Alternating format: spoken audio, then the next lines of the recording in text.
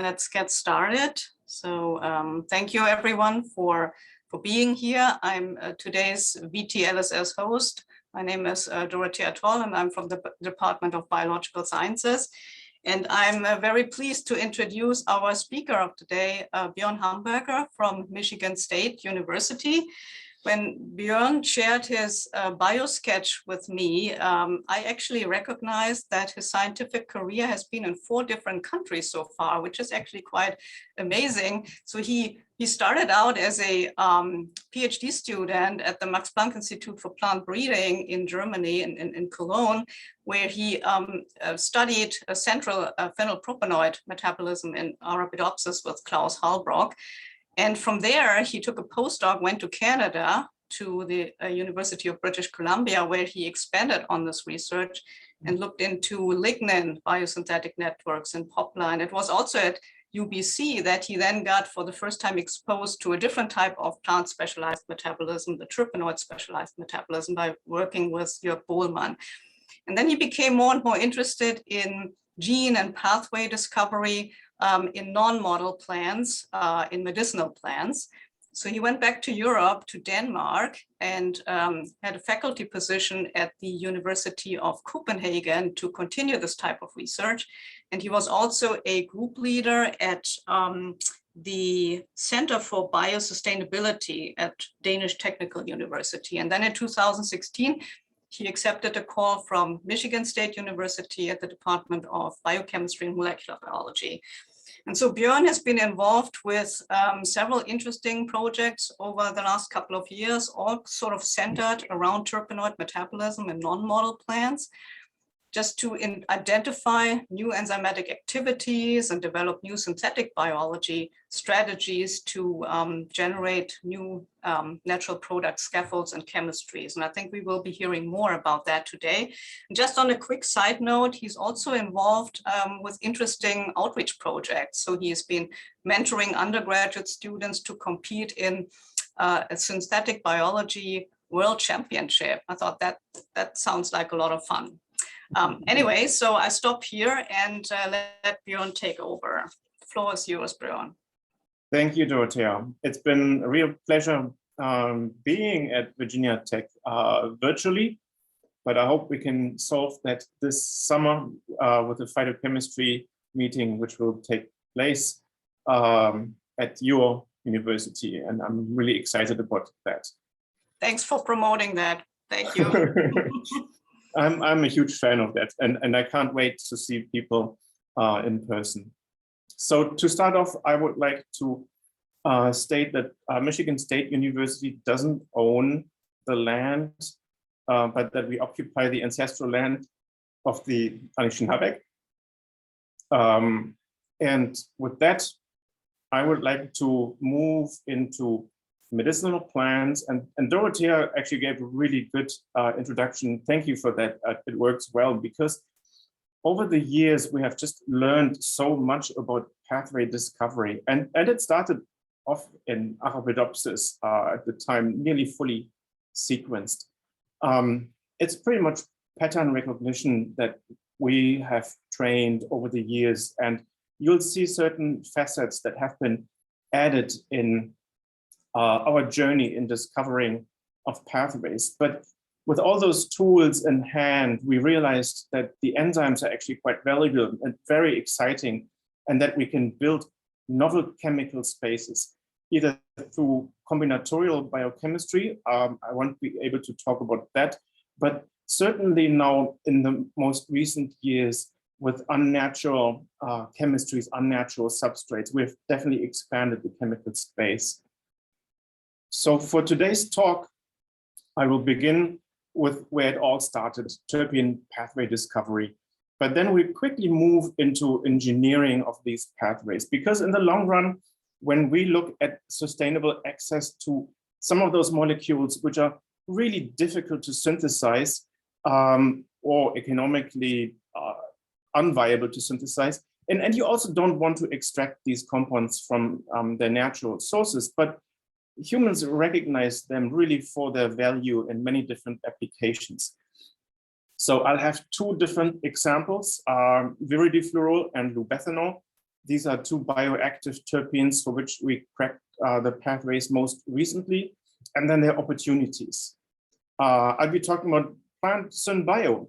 We are really excited about synthetic biology, and that means host engineering and production. And don't get me wrong here, production, we're not really there yet for any industrial application. It's more proof of concept. I talked to several of you this morning. We're happy about 1 milligram. So this is production for us. Now, with the possibility of engineering plants, we're quickly moving into a direction of true production. But could this have any impact on the microbiomes? I realized that your departments are very strong in microbiology and this research. We are not. We are always looking for partners in crime. And lastly, as I mentioned already, unnatural substrates. And that's where we'll be moving into what we call a new area. That's the cross of chemistry and synthetic biology, which we coined SynBigC. Now, I promised to talk a little bit about the diverse uses and values of terpenes. Here we have an entire spectrum from low value, such as limonene, which is a fantastic solvent, to squalene, which could be used as a biofuel, but that has also applications in the cosmetics industry. I'll be coming back to squalene later. Menthol is one of those terpenes produced at industrial scale, and here we talk about 30,000 tons a year.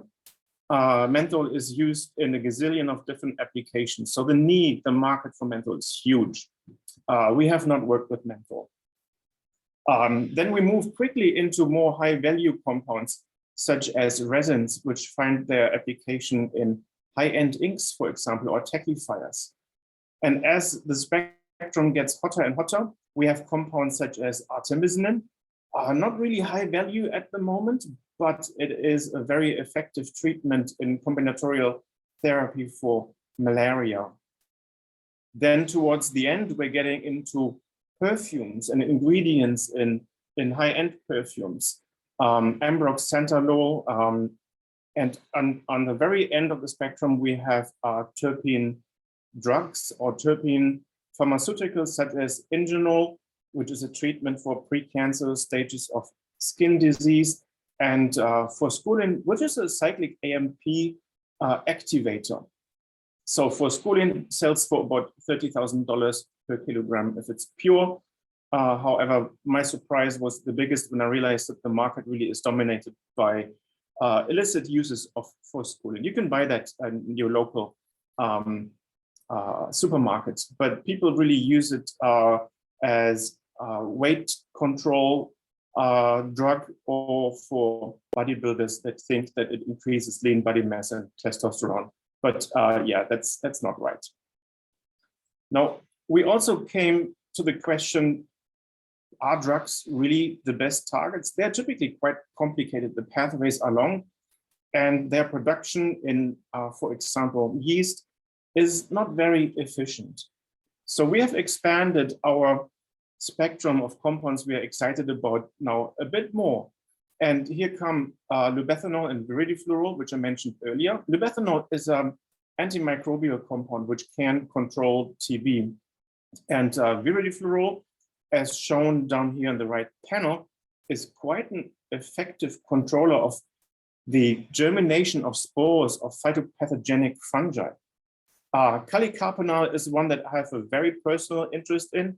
It's a effective mosquito repellent, probably on the same level as DEET, but it's made from plants. And I am a mosquito magnet. So considering that I'm now living in Michigan, calicarpanol is very, very high up on my priority list. But you see that moving into compounds that may have a bigger market volume-wise, as well as compounds that may have a use as agrochemicals, is quite exciting. Now, terpenes are nature's most structurally diverse molecules. Also in plants, there are about 60,000 structures known, and this just scratches the surface. With that complexity, how can we ever imagine to crack those pathways? Well, the principle is very simple. For one thing, all of those pathways use general diphosphate. It's the starting molecule. So you don't have to search for substrates for your enzymes. Now, the second step after you cyclize those molecules through pairs of diterpene synthesis or even single enzymes, which happens in the plastid, the next step is catalyzed through cytochromes P450, which functionalize those backbones. That means you get the molecular handles to put on additional things such as these side group acetylations, conjugations with sugar, and so on. And bang, within only a few modular steps, you come to really complex chemistries, such as those here, serratanes. These are molecules made by Australian plants of the Eremophila family, and I'll come back to that later. These are antimicrobial compounds used by indigenous people. Ingenol, this is the anti-cancer molecule I mentioned earlier. We worked with that as well. Triptolide is a cool molecule. It comes from thunder god vine, and it is an immunomodulatory compound. It is also spermatotoxic, which means that in principle, it could be developed into a pill for man, but that has not gained any traction whatsoever. And then vitexilactone on the very right is an interesting molecule. It comes from a plant called monk's pepper. And this plant got its name from the medieval times when monks kept those berries under their pillows with the idea that they would help them keep their vow of celibacy. Now, the monks got it wrong. In fact, the women knew this all throughout the time. This is a compound that can help stabilize female hormonal levels, particularly through the PMS period. Now, these are all molecules that we have worked with over the years, and there are a few interesting stories to tell, but I would like to start with one word of caution that throughout the talk, I will break a few of those paradigms. And these are those highlighted here in yellow. For example, GGDP is not always the starting molecule. The subcellular localization, as I mentioned with the plastid, yeah, it's important. And then diterpene synthesis and cytochromes P450, they can function in some really interesting ways that may break the rule of first formation of the backbone and then decoration. Now, I'd like to start sort of in the post-genomic era, because everyone knows how these pathways were typically discovered through, you have an interesting plant, you do deep sequencing, or you build EST libraries. For the students in the audience, these are called expressed sequence tags, and we're sort of the prehistoric area. But now that we have access to huge amounts of genomic and transcriptomic data, it allows you to drive pathway discovery in reverse. Now, this here is a slide built by Sean Johnson, who was postdoc on our team, and he cross-referenced chemistries across all the species in the mint family that he could find. And you can see here that there are individual plants such as salvia that have more than 1,000 unique compounds or per genus. And this is just stunning. And these are all plants from the mint family. The mint family on its own is large, but the chemistry and terpenes of the mint family is just mind-blowing. And not a lot is known about that. But here are a few of the species. I will highlight some of those throughout the talk. These are species that we have worked with in the past. And we made those guesses really based on ethnobotanical papers or early phytochemistry that showed, yep, the chemistry in those plants is really exciting and complex. But now we know why. And Sean could really show that the top plants up here, these are the wildest among those in the mint family. But when I arrived at MSU, I met Robin Buell, who is a fantastic genetics person, and she just sequences the hell out of non-model plants. And this is stunning because at the time they had a mint consortium where they were interested in the genomics and transcriptomics of the mint. And I talked with Robin and asked, so who is doing the diterpenoids? And she looked at me and said, what, diterpenoids? No one. So we got early access to about 50 transcriptomes of that family. And this proved to be a fantastic treasure chest for discovery. And this is now discovery in reverse. For most of those that we looked at, we had no idea what the actual phytochemistry was. So we managed within about 2 years, with Sean's help and some good bioinformatics, to pinpoint a whole bunch of new enzymes that catalyzed either unknown functions, such as those shown here in red, or functions that were previously unknown in mint. And here you can see a typical schematic of biosynthetic pathways. GGPP is in the center, and then you have 2 layers of diterpene synthases that create the final backbones. And you can already see that stunning chemical diversity that we could generate only within 2 years. I would like to highlight 2 cool examples of that, compounds 29 and 37, because they're just neat and illustrative of some of the aspects we discovered. So this is a combination of terpene synthesis we discovered in marjoram. No one had ever looked at diterpenes in marjoram. When we combined those enzymes, we could show that they form palustradine and palustrinol. I know scary chicken wire structures, but the chemistry right now is not that relevant. But what is interesting that after we had made that discovery, we of course went back to the plant, and bang, here they were. We had no idea that the plant was capable of producing these terpenes. And what's even more interesting is that these are among the oldest terpenes made by conifer land plants. So you'll find them even in modern land plants, in conifers that are still around. And these are defense molecules. And yep, we eat them on a regular basis. Now, the other example is from bugleweed or Ajuga. And bugleweed accumulates compounds such as these ajugarines. And you can see the same principle as before, scaffolds and then oxidations.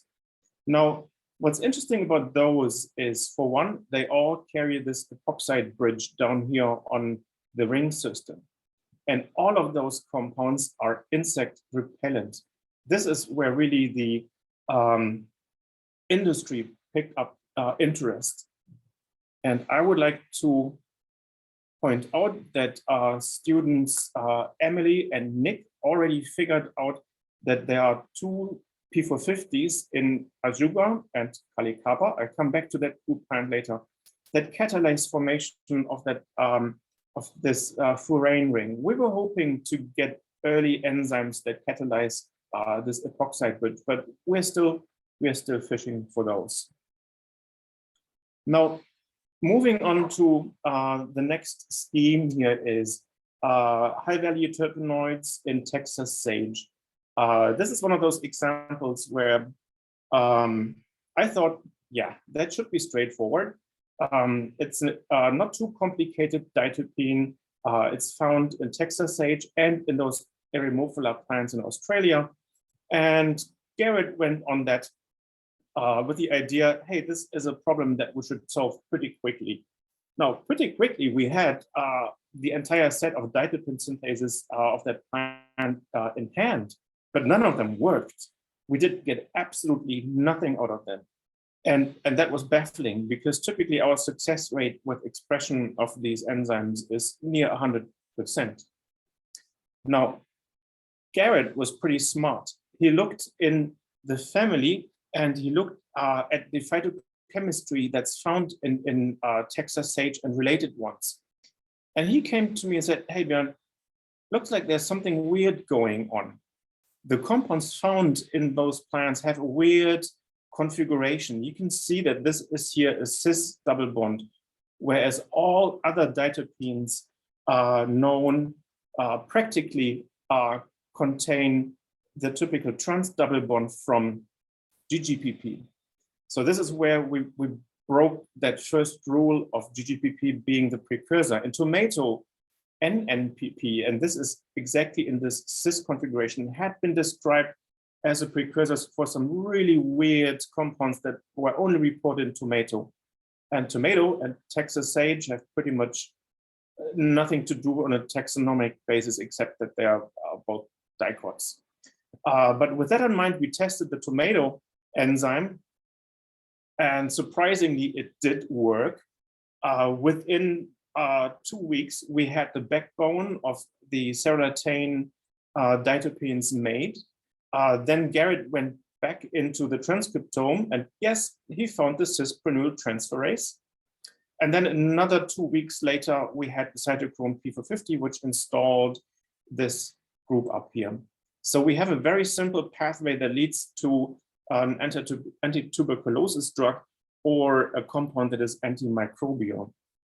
Now, this is one of those examples where we had to break the rules to get to the final pathway. Here's another example for pathway discovery. You have seen these chicken wire structures, but outside of those, there are a lot more complicated terpenes around. And this is an example of a terpene that is described in common self-heal or Prunella vulgaris. We knew that we wouldn't look for a combination of enzymes that in pairs would form this backbone. So we screened all the possible terpene synthetases outside of the canonical families and couldn't really find anything until Sean started to look for sesquiterpene syntheses. And I have to point out at this stage that sesquiterpene biosynthesis and diterpene biosynthesis is subcellular, strictly regulated and separated. Sesquiterpenes are only made in the cytosol. So we were wondering what's going on. And we had the strange enzyme in the sesquiterpene family that looked like it was a little longer than usual. When we looked at this long N-terminal tail, it appeared to be a plastidial targeting signal. So what would a sesquiterpene do in the plastid? And that was exactly the key for finding this pathway. When we expressed that enzyme with the N-terminal targeting signal removed in E. coli, which of course doesn't have plastids, it showed perfect function. Then we brought it back into the plant, but in its native form. And we could show that, yes, it is in the plastid. So this is how quickly these pathways can evolve. You can take a cytosolic enzyme, stick on a plastidial targeting signal, bring it into the plastid where it gets access to GGPP, and all of a sudden you have a new functionality. And I'll come back to why this process is so easy, because the enzymes that we work with are highly, highly promiscuous. With Robin Buell, we have done what, when you look at Robin's work, would call casual genome sequencing. At the time, I had not even an idea that teak was a member of the mint family, but apparently it is. So in the teak genome, we found that there are lots of gene duplications, and these gene duplications are typically in tandem formation, give material for neofunctionalization. And in that case, it allowed us to discover some novel functions having the genomic sequence at hand. So genomic sequences over the next few slides will become even more relevant. One is an example of Geococca alba or snowberry, where we found that the terpene syntheses that we discovered through that genome, and remember, once you have a genome, you have the complete set, you get everything. We discovered that these terpene syntheses could catalyze formation of some pretty cool chemistry. And the very last example is the chromosome scale genome assembly of beautyberry, Calicapa americana, and the plants and the berries are really beautiful. And this down here is the molecule I have a very personal interest in. Emily is still hunting the pathway. We have the first step, but we don't have that cleavage here. And we need that in place for its activity. Now, in Calicapa, we discovered something pretty curious, something that is very common in bacteria and fungi, but in plants rather rare. And these are gene clusters, which means organization of genes of entire pathways or parts of the pathways in a very dense genomic region. So you may find terpene synthases, P450s, and these are all very different enzyme families that are unrelated. You may find them organized on the genome in a cluster. Now, from a plant perspective, that really makes sense because then you can vertically inherit this cluster and with that new chemistries. It also makes sense because quickly through recruitment of new enzymes, you can build new chemistries. And then in those clusters, you have massive tandem duplications as well, which can give rise to new chemistries. So this is the background behind clusters. And with that, I would like to move on to, again, Emily and our student Abby Bryson, who really dissected this cluster in Kalikapa. I'd like to take the next few slides to show you a little bit of the progress there. On the bottom is the Kalikapa cluster, and it's massive. And surprisingly, it's very clean. It's very compact in that there are only 1 or 2 interrupting sequences in there. And interrupting means we haven't really linked them to terpene biosynthesis yet. Now, the next thing, and this was something that we speculated about first in the Teague paper, is that these clusters may be conserved. In Teague, we found a similar phenomenon with terpene synthases and P450s. And then Abby decided to look across the Lamiaceae. We had generated by this time 3 more genomes, but a couple more were already published. And it was really surprising to see that these clusters existed in every species where Abby had a good quality genome. The only species where she missed this cluster were those where the genome was too fragmented. So that was pretty cool. The next thing that Abby did was to look at the synteny, and it appeared that this cluster is present throughout the entire Lamiaceae in different parts of composition, assembly, disassembly.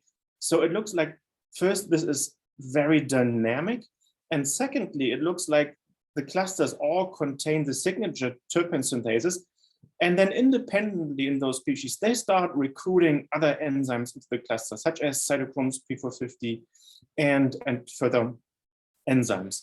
So this cluster is conserved through the entire Lamiaceae and now gives us a chance to investigate dynamic cluster evolution in plants. Something clusters have been discovered in plants before, but the Lamiaceae really provide this unique opportunity to look at the dynamic cluster evolution and the chemical diversification that brings with itself. Now, having the synteny in hand, Abby looked at how could a potential basic cluster look like. And she went ahead and did a prediction of an ancestral minimal cluster.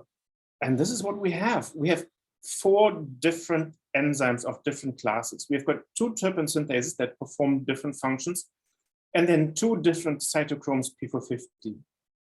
And these are found expanded in pretty much all of the species, except in Chinese skullcap, where the cluster is fairly boring, just with the 2 terpene synthases.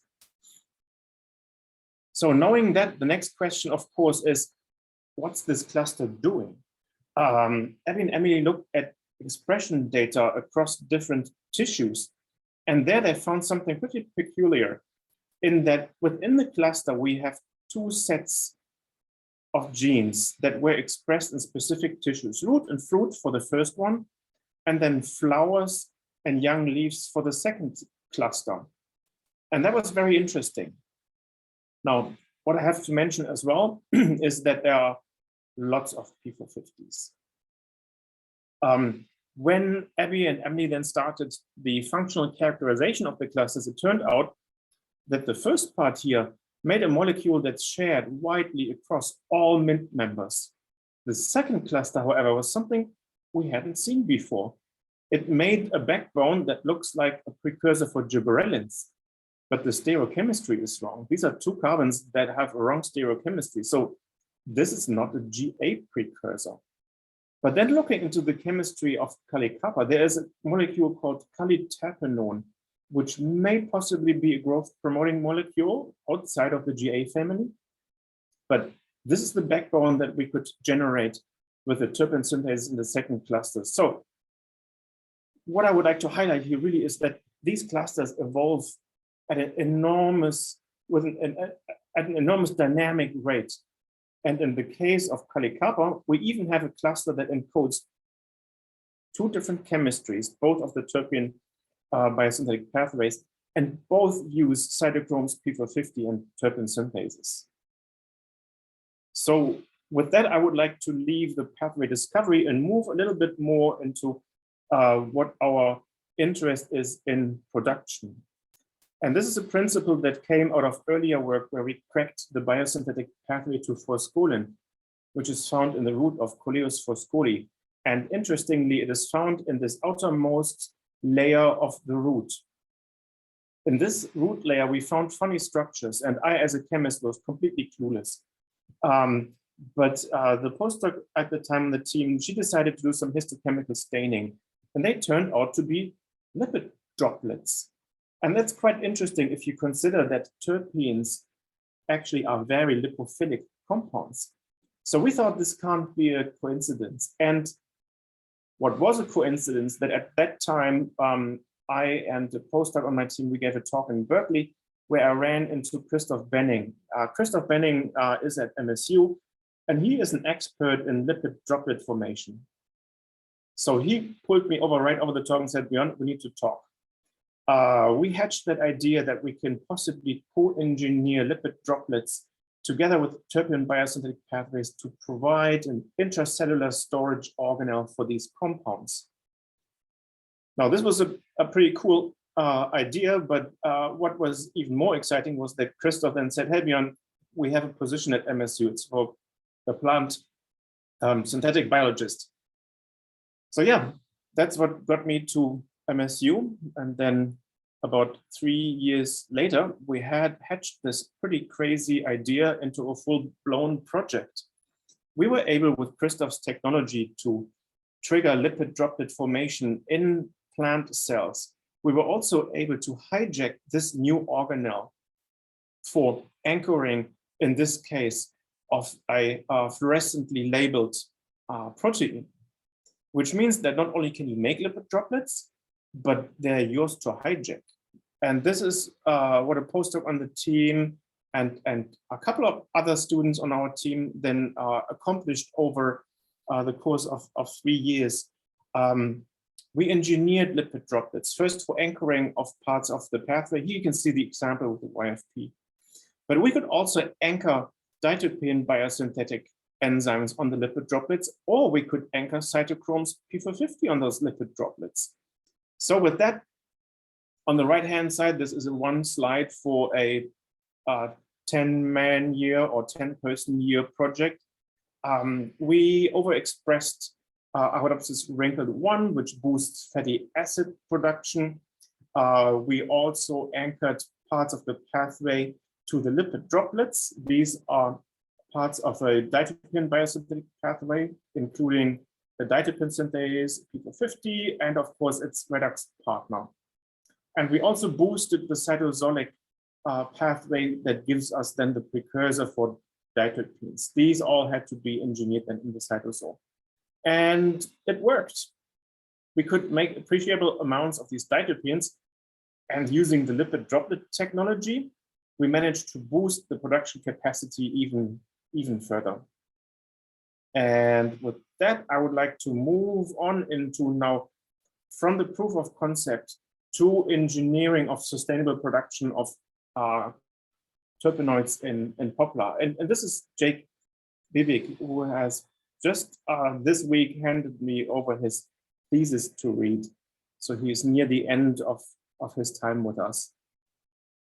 Now, Jake now took this proof of principle a step further and said, shouldn't we try to stably engineer terpene production in a biotech host, more precisely in a biofuel host, with the idea that, yeah, we can still use the biomass for production of ethanol or bioproducts, but we can boost the value of this plant dramatically if we add another high value terpene to that, with the idea that this should make the entire process for bioethanol a little more economically viable. So he picked squalene, which is a C30 triterpene.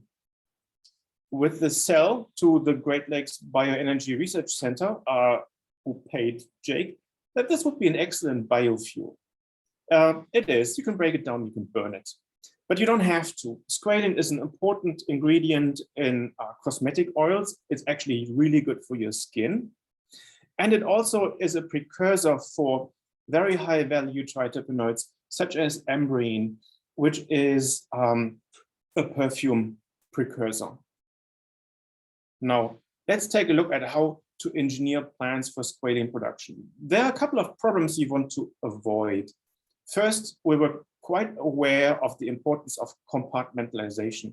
We wanted to sequester the products away from native enzymes, which would cause trouble by using up our squalene and making maybe some boring sterols or membrane components.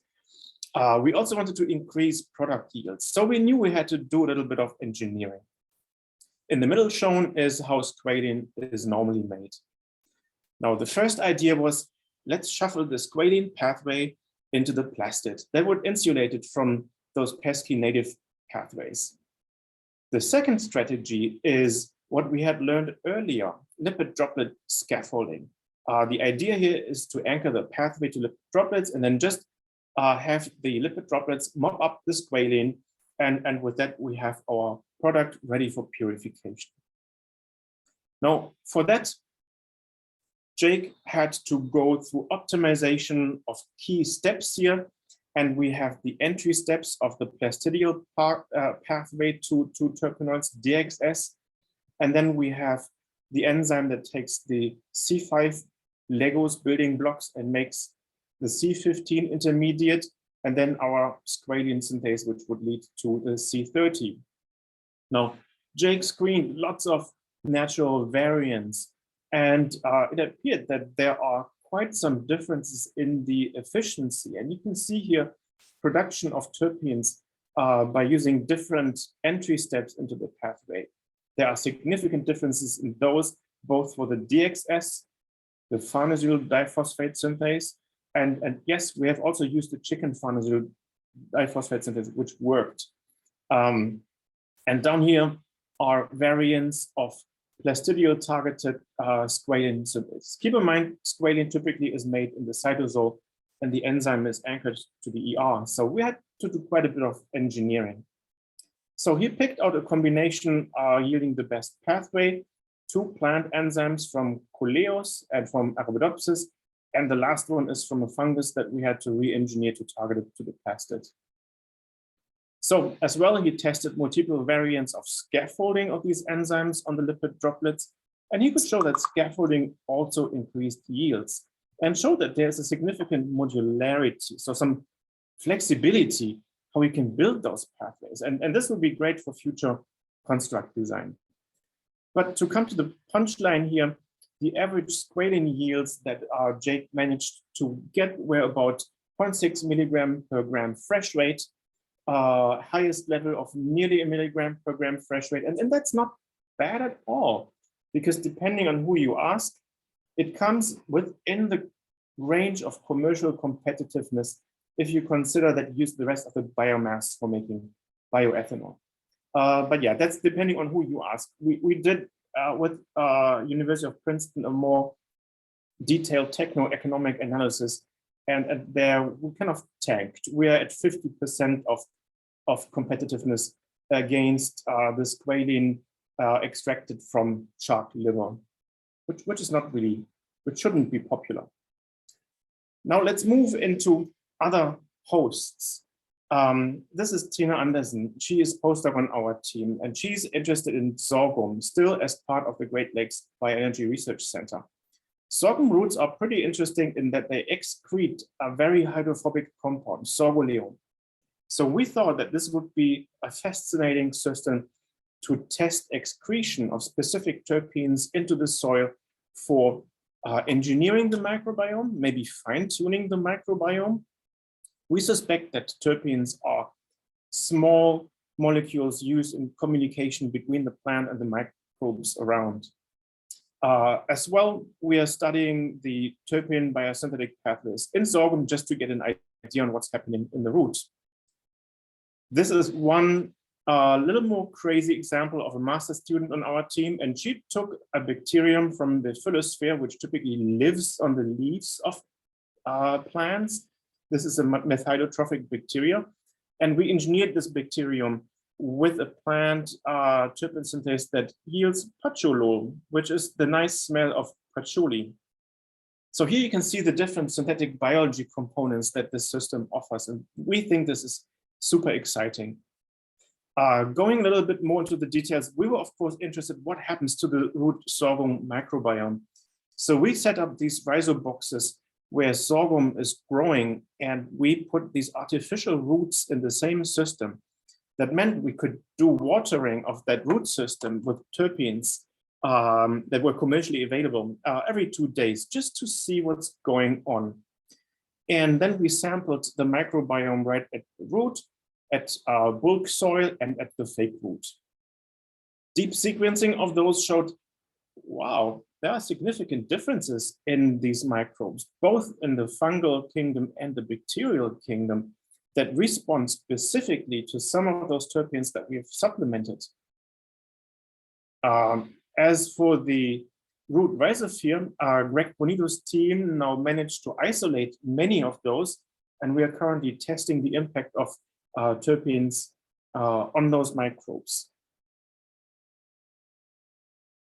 So with that done, I would just like to come to the very end of the presentation, where we move away from complex biological systems into something that's seemingly more simple, just purified enzymes. And we can do that fairly easy. Terpene synthases are very easy to express in recombinant form in E. coli, and you can purify them, and you can reconstitute these pathways. And as you have seen before, typically we start with one molecule, GGDP. We have got two-step biosynthesis using GGDP, and these two classes of terpene synthases can then form these beautiful terpene products. There are also single-step enzymes that can catalyze the entire thing just in one step, such as the hydroxyvulgarizane that I've showed you earlier.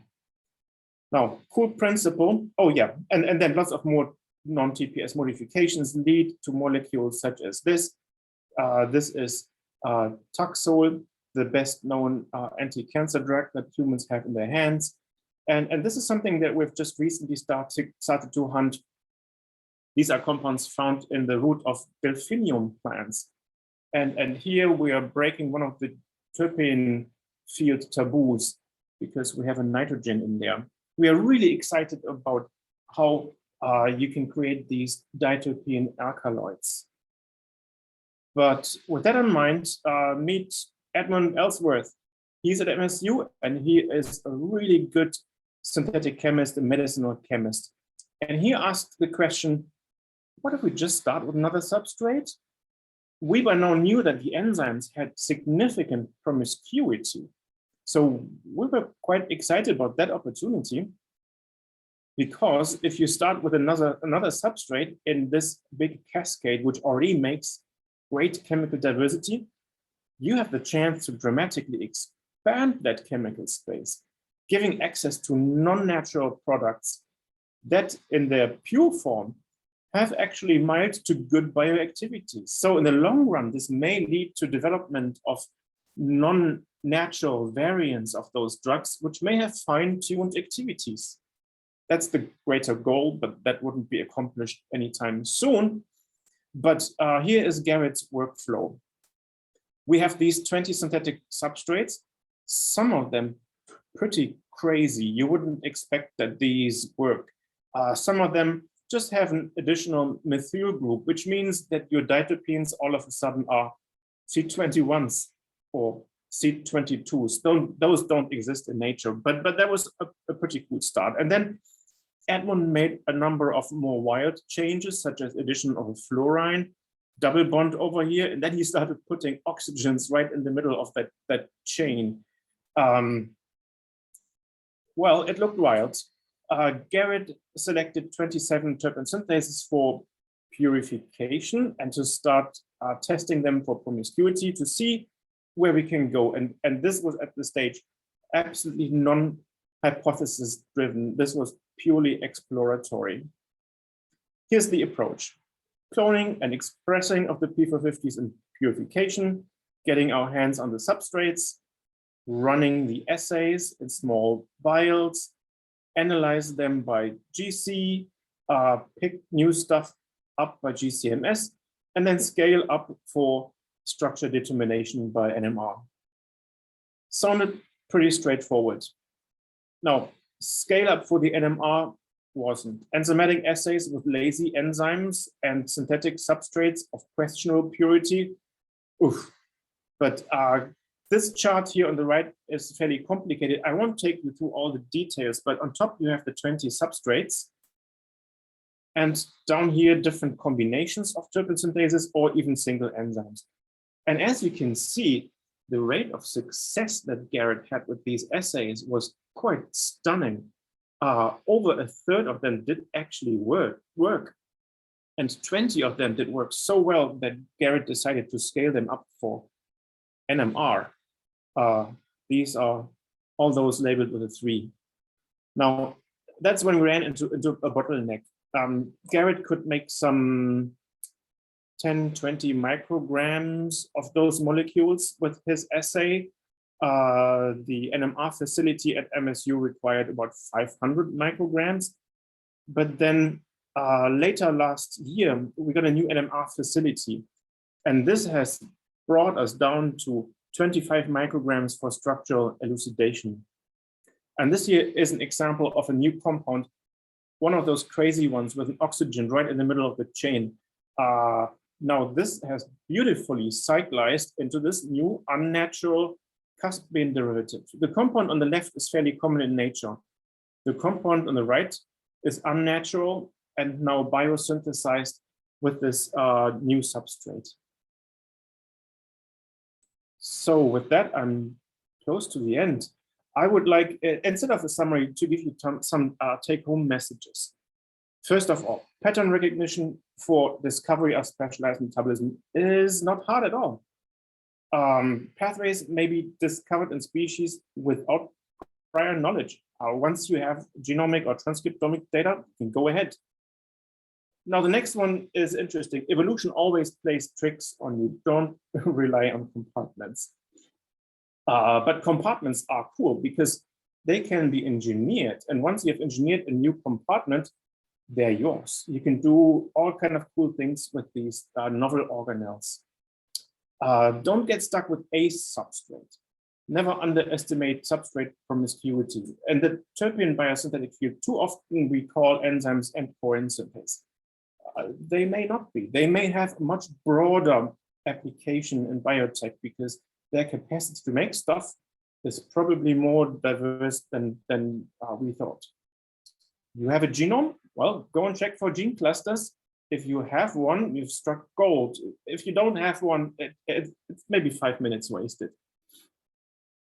Think on how you can communicate your science. It's pretty cool after all. And the last point, talk with Edmund. Synbixy really rocks. And with that, I have my acknowledgements, the people on the team who actually did the work.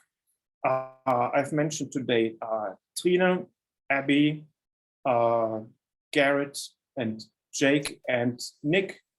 And we have lots of collaboration partners at MSU, and we are always happy to engage with more collaborations when it comes to testing of terpenes, production, or even discovery. And I would like to leave it there. We're just 30 seconds short. Yay. Thanks everyone for listening, and I'm happy to take questions. Thank you so much, Bjorn, for this really exciting presentation and how to build chemical diversity with your synthetic tools is really very exciting to see. So for those of you who have questions, if you could please place them into the Q&A box that I could read them, or into the chat. That's also possible. Bjorn, let me start with a question about the whole MINT project. So you have all of these genomes and you see all of these clusters. Is there also evidence for whole genome duplications if you're looking at, you know, the evolutionary history of all of these genomes, or is that difficult to assess? So what's driving those clusters is not clear, but whole genome duplications could play a role. The specific cluster that we look at is comparatively young. It's only found in this form in the Lamiaceae family. So maybe, what, 40, 60 million years or so. I'm not aware of any gene duplication there, but gene duplications may have provided the initial starting material. Okay. And yeah, it is still a question how you recruit those enzymes to clusters. People talk about retrotransposition, for example, but all our genes have their introns all still intact. We don't know, and it happens in each species now independently. They have a core, and each species starts to recruit different enzymes to its cluster. And then quickly, each species starts to evolve new chemistries. This, I think, is super fascinating. We have just recently started to think about evolution of those. There's a question here from Song Lee in the chat. Are these enzymes regulated mainly transcriptionally or post-transcriptionally? How does light wounding affect these enzymes, enzyme expression and activities? So for the few that we really know they're tissue specific, they are regulated definitely on that level transcriptionally, because from co-expression data, we can get a really good idea what enzymes may be involved. And we use, especially in species without a genome, exclusively co-expression data to find candidates. Now, specifically how they are regulated, we know that some are induced by wounding, by insect feeding, as pathogen response. For most of those, I will have to admit that we haven't even looked deeper into the biological relevance of those, which is a super interesting question when it comes to interaction with the environment, but we are far, far behind. And I think we have a question from, two questions actually, from Jim. Do you think the gene clusters of Lamiaceae are a driving force for evolutionary expansion of species within the family? You want to go there first? I'm not sure if this put too much weight on the clusters. We feel they're the driving force for novel chemistries. As such, within an ecosystem, this could have implications for speciation. If, for example, you get access to novel floral volatiles, for example, or novel signaling molecules. So it could participate in the process. Whether it's driving it or whether it's being dragged along, I'm not sure. Then Jim has added another question. If engineering lipid droplet formation, are the droplets bounded by monolayer rather than bilayer membranes? And if yes, do the membrane spanning regions of the membrane bound enzymes need to be re-engineered for a narrower membrane? Really good point, Jim. Yes, we have a monolayer around those, and we don't really use native membrane spanning domains. Right now, the tool what we have in hands is a lipid droplet surface protein that Christoph's team discovered in the algae Nanochloropsis. There's no homolog for this one in higher plants, although I'm aware that there are oleosins and other proteins in higher plants that fulfill a similar role, but the Nanochloropsis enzyme could not complement the oleosin. So I think there is a functional, there's little functional overlap. Mm-hmm. Okay, and then Sally from our group asks, in regard to the gene clusters found in plants, since there are often generalized terpene precursors also used in primary metabolism, do you also find duplicates of earlier pathway enzymes in these clusters, or usually just later pathway enzymes more specific to the particular pathway? Well, this is a good point, because when we look at how these pathways function, they use GGPP, and GGPP, or general diphosphate, is the key precursor for gibberellins. One point for engineering, you don't want to steal from gibberellins because then the plants will not do well. The other point is that plants regulate these pathways tightly, and I think we see very little competition between specialized metabolism and general metabolism. Transcriptional regulation, for instance. And as a result of that, I don't think it is necessary to include the upstream pathway genes. They sometimes are duplicated. For example, there are lots of copies of the GGBP synthase in Arabidopsis, but to my knowledge, they're not included, and we have not found them in any of our clusters. So yes, it is the later steps of the pathway, the terpene synthases, and then the cytochrome P450s, maybe decorating enzymes. And then Eva Cholakova says, excellent talk, Bjorn. Have you started thinking about testing for biological effects of the new chemistry products? In the long run, yes. We are right now limited by the amounts we can make. We would be looking for a partner with good enzyme chemistry knowledge, for example, solid phase enzymes, where we can just run stuff over columns and then get into the milligram range. Unfortunately, at the moment, I think we can maybe get 100 micrograms, but that would be fantastic. Great. So we are, however, testing other biological effects of the natural ones we can, for example, make in E. coli or in plants. And that's an exciting new direction. Not our lab, but we do this all in collaboration with people from pharmacology and toxicology. Great. Are there any other questions people want to put into the chat or the Q&A box?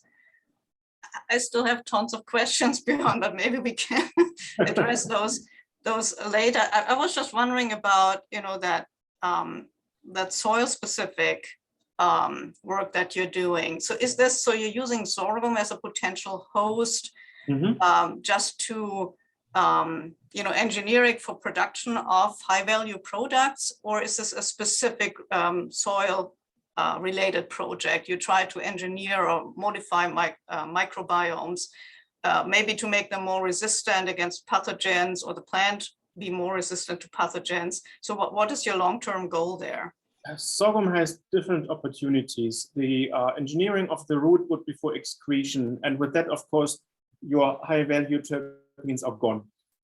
Now, we do see in bacteria and in fungi both a positive and a negative effect of supplementing terpenes into the ground.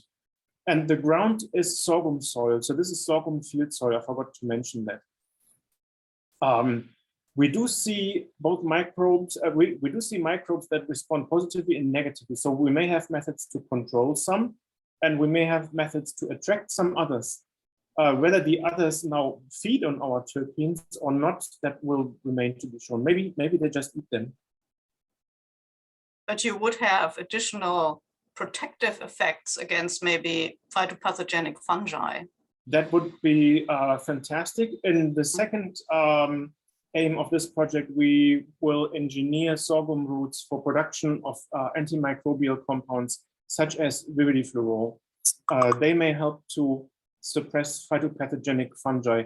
But again, this is at the stage very exploratory. We know we have quite an impact on the microbial community, but we don't know yet whether we are actually attracting pathogens or whether we are attracting beneficial ones. We'll have to find that out. Of course, engineering plans to attract pathogens is not a fantastic idea. No. And yeah, that's a good point. You have to keep that in mind. That's right. All right. Well, if there are no further questions, then thank you so much again, Bjorn, for this exciting presentation. And I think we will be closing the session here, and you can then join again the personal Zoom room at, I think, 1:30. So gives you a little bit of a break. Perfect. Thanks, everyone. And thanks, Dorothea. Thank you.